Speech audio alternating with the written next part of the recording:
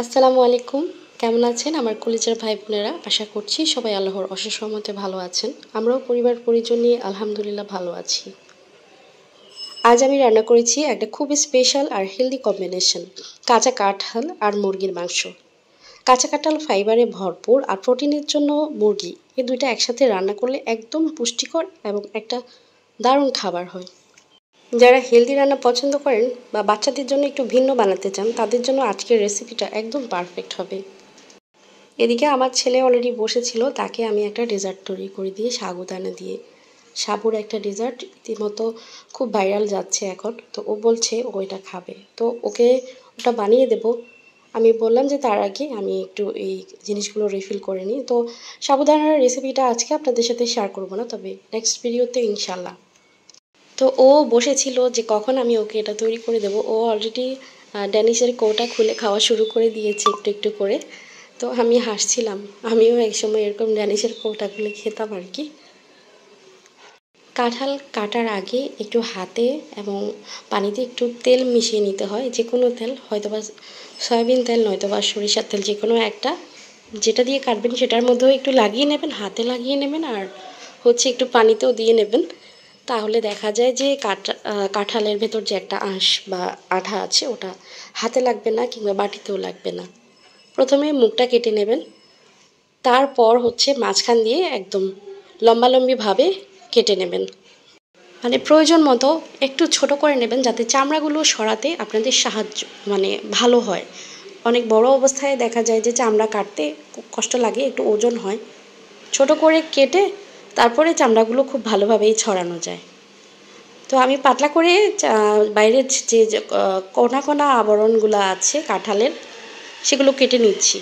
কাঁচা কাঁঠাল কিন্তু এক ধরনের সুপার ফুড বলতে পারেন, মানে অনেক আঁশযুক্ত একটা খাবার। এটা হজমেও সহায়তা করে আমাদের, আর কোষ্ঠকাঠিন্যের সমস্যা থাকলে সেটাও দূর করে। তারপরে যারা ডায়াবেটিক পেশেন্ট, তাদের জন্য এটা অনেক ভালো এবং নিরাপদ খাবার। এটা আমাদের হৃৎপিণ্ডের জন্য কিন্তু অনেক উপকারী। পটাশিয়াম রক্তচাপ নিয়ন্ত্রণে সাহায্য করে আর হৃদরোগের ঝুঁকি কমায় এই কাঁঠাল। তাই এটা খাওয়ার অনেক অনেক প্রয়োজনীয়তা রয়েছে, তাই এটাকে সুপার ফুডও বলা হয়। আর এই কাঁচা কাঁঠালে প্রচুর আয়রন আছে, যেটা আমাদের রক্ত স্বল্পতা বা অ্যানিমিয়া প্রতিরোধে সহায়তা করে। ভেজিটেরিয়ান প্রোটিনের বিকল্প হিসেবে অনেকে এই কাঁচা কাঁঠালকে ভেজিটেরিয়ান মিট বলেও থাকেন, কারণ এর টেক্সচার মাংসের মতো এবং এটা প্রোটিনের ভালো একটা উৎস। এছাড়াও এতে আছে ভিটামিন সি, যেটা রোগ প্রতিরোধ ক্ষমতা বাড়াতে সাহায্য করে। তো অনেকেই এটাকে গরুর খাবারও বলে থাকে, তবে এটা যে আমাদের জন্য কতটা উপকারী তারা এটা জানেই না। যাই হোক, এই খাবারটা একসময় আমিও খেতাম না, তবে এখন আমি আগে এটা শুটকি দিয়ে বা ডাল দিয়ে অনেক কিছু দিয়ে আমার আম্মুরা রান্না করতো, তখন ওটা অন্যরকম একটা টেস্ট ছিল। পরে আবার একটু বাগারও দিত। তবে আমি যেভাবে খাই সেভাবেই আপনাদের সাথে শেয়ার করছি। আমি মাংস দিয়ে রান্না করি, আর মাংস দিয়ে রান্না করে খেতেই আমার কাছে বেশি ভালো লাগে। তো এখানে আমি বড় একটা প্যান বসিয়ে দিয়েছি আজকে। একটু বেশি করেই রান্না করব, মানে এটা তো আর সবসময় খাওয়া হয় না, হঠাৎ করে একদিন খাওয়া হয় বছরে। আর সবাই একটু খাওয়ার চেষ্টা করবেন, এত ভালো একটা খাবার। তো আমি এখানে চিকেনের মধ্যে লবণ আর হলুদ মিশিয়ে একটু ভেজে নিচ্ছি। অনেক বেশি কড়া করে ভাজবো না, জাস্ট একটু শক্ত করে নেব, আবরণটা একটু শক্ত করে নেব আর কি। তো এটা ভেজে আমি নামিয়ে নেব। প্রায় ভাজা হয়ে এসেছে, এ পর্যায়ে আমি এগুলো উঠিয়ে নিচ্ছি। আর আমি কিন্তু অফ ক্যামেরায় ওই যে কাঁঠালগুলো একটু হলুদ আর লবণ মাখিয়ে একটু সিদ্ধ করে নিয়েছি, অথবা ভাপ দিয়েও নিতে পারেন। যদি আপনাদের মনে হয় যে পুষ্টিগুণ কমে যাবে, তাহলে একটু ভাপ দিয়ে নেবেন, তবে অবশ্যই একটু সিদ্ধ করে নেবেন, এতে করে দেখা যাবে খেতে ভালো লাগবে। তো আমি একটু ভেজে নিয়েছি এরপর। আর এখন কড়াইয়ের মধ্যে আমি কিছু আস্ত মশলা দিয়েছি, দারচিনি, এলাচ, তেজপাতা, লং। সেগুলো একটু গরম হয়ে আসলে তখন আমি পেঁয়াজ, লবণ, এরপরে কাশ্মীরি মরিচের গুঁড়া দিয়েছি। আর এখানে কাঁঠাল আছে আমার হাতের পরিমাপে 500 গ্রাম বা 400 গ্রাম এরকম হবে, এর মাঝামাঝিও হতে পারে।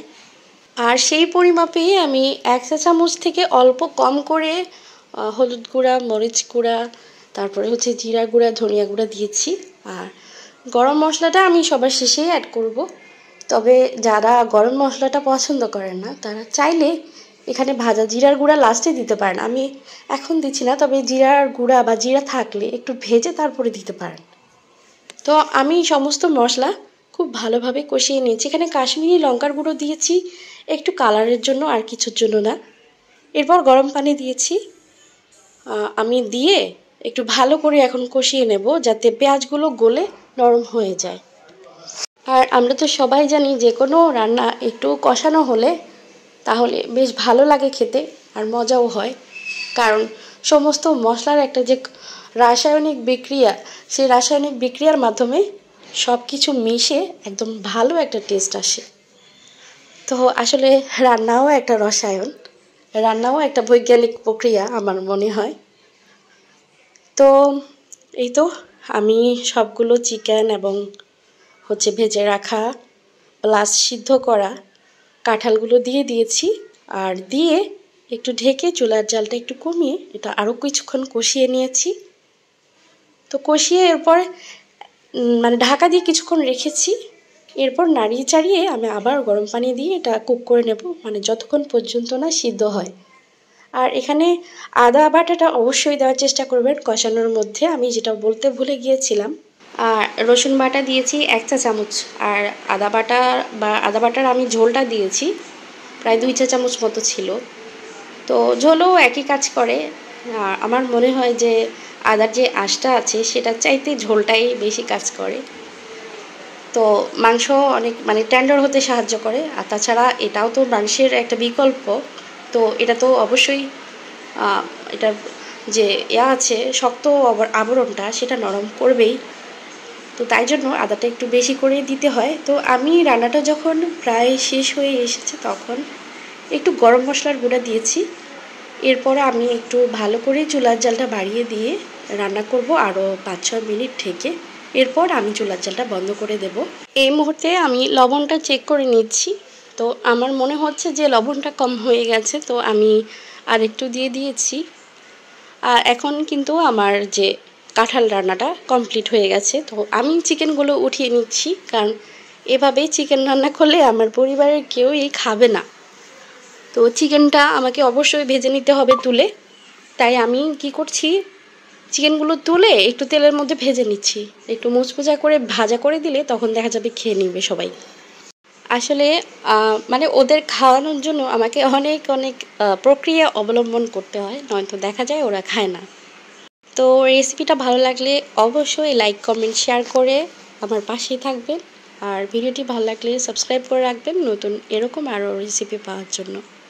এখানে বিদায় নিচ্ছি, সবাই অনেক বেশি ভালো থাকুন। আল্লাহ হাফিজ, আসসালামু আলাইকুম।